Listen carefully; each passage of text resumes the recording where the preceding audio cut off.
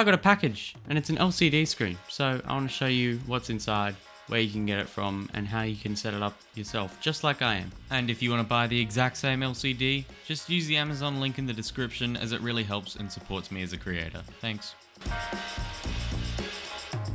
So, in this box we have a little 4-inch LCD display that I'm going to be using as my computer temperature monitor, just for looks and also for fun.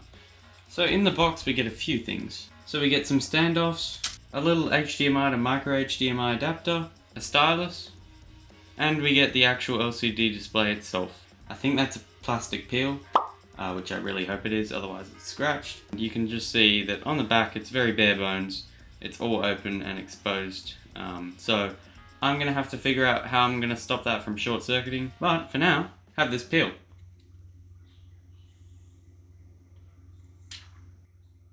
It's pretty nice. In terms of the PCB design, we have a micro USB port here for the power. We have a HDMI dongle plugged into the HDMI port on the motherboard. And then we also have whatever this connector is. I'll have to do some Googling into what that is. Then we've got our ribbon cable that connects the display to the circuits. And then we've got a little backlight on-off switch up here. So yeah, it's actually quite a nice design, and it's nice and simple. That could work with a lot of things. If you're enjoying this video so far, please subscribe, as I put a lot of effort and I'm trying to reach 1,000 subs by the end of the year. Thanks! So one of the things I didn't account for was having a spare HDMI cable, but luckily I have one lying around, so I'm going to find that and grab it and then use it. I'm going to try and get a shorter one, but for now this should do the job. I'm also going to grab a spare micro USB cable, but there are plenty of those lying around. So what I'm going to do now is I'm going to flip it over and screw in the standoffs into the back so that it can sort of stand up. And then I'm going to figure out a better way to mount it later. There we go, we have our display just sitting there, and it seems to be pretty good. Okay, so I've got the HDMI plugged in, and now I'm going to plug in the micro USB, and we'll see how it goes. I don't know if you can see that, but the backlights come on. And hopefully it picks it up as a display.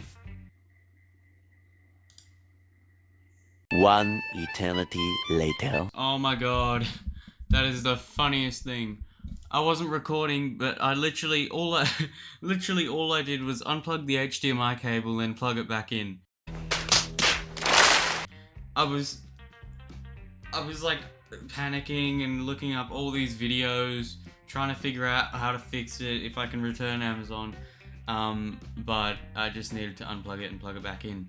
So right now it's a little munted. It's currently showing my my desktop background that's rotated. I think I can fix that. Let's go to landscape, keep changes, and now that's much better.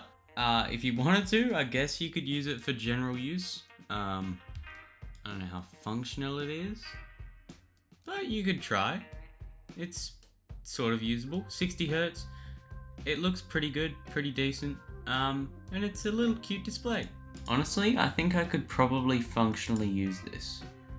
It's like using a phone screen, but it's kind of nicer. I would have to zoom out a bit, but honestly, I could functionally use this. It's actually pretty usable. Surprise, surprise. So once you're in AIDA64, you want to come over here to File, Preferences, and then you want to come over to Sensor Panel and click Show Sensor Panel, keep Sensor Panel the topmost window, and lock the panel size. Click Apply, and you'll see something like this pop up. To edit your sensor panel, right click and go Sensor Panel Manager, and that will open up your menu.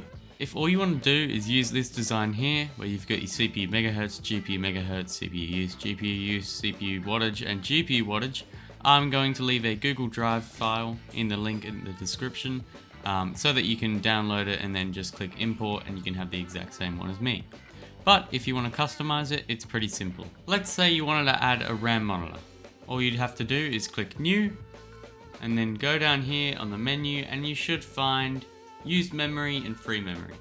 I personally am going to use memory because I know how much memory I have. You'll see up here has appeared use memory, but that looks pretty ugly. So what I'm going to do is I'm going to modify it. I'm going to change the font to Unispace, which is what I've been using previously. Here we go. I'm going to change the style to white, and then I'm going to come over here to unit and change it to orange just like the others. After I've clicked apply, you can see it changes what it looks like, but that's still not perfect yet. So I'm going to keep tweaking. First thing I want to do is change the text size. All my other text is currently text size 30, so I'm just going to change it to be the same. And then to move it around the display, you have to move it by pixels. And you can see that we're having a little bit of a clash here. So if you are having this issue, what you want to do is you want to increase the total width to about 400 so that it doesn't overlap. Or just keep going and then you'll find that sweet spot. So maybe 800. That looks about right.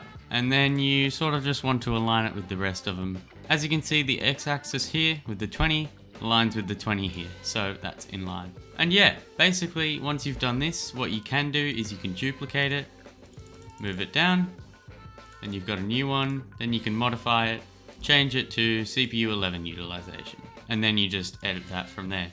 It's a lot faster that way, so once you've gotten one done, it's a lot less painful. So overall, I'm really happy with how this LCD has turned out.